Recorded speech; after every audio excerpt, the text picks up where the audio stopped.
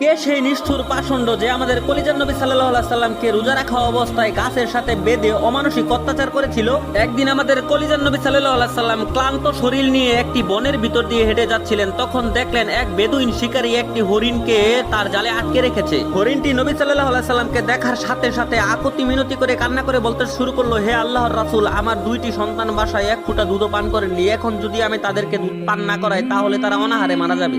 আমাকে আপনি মুক্ত করুন, আমি বাচ্চাদেরকে দুধ পান করিয়ে সাথে সাথে ফিরে আসব। তখন আমাদের কলিজার নবী সাল্লাল্লাহু আলাইহি সাল্লাম বেদুইন শিকারীটিকে অনেক অনুরোধ করলেন হরিণটিকে ছেড়ে দেওয়ার জন্য, কিন্তু সে রাজি হলো না। তখন এক সময় আমাদের কলিজার নবী সাল্লাল্লাহু আলাইহি সাল্লাম বললেন, তাহলে হরিণটির বিনিময়ে আমাকে বেঁধে রাখো এবং হরিণটিকে মুক্ত করে দাও। হরিণটিকে সাথে সাথে মুক্ত করে নবী সাল্লাল্লাহু আলাইহি সাল্লামকে গাছের সাথে বেঁধে তাকে অমানসিক অত্যাচার করতে লাগলো এবং পাগল বলে গালি দিতে লাগলো।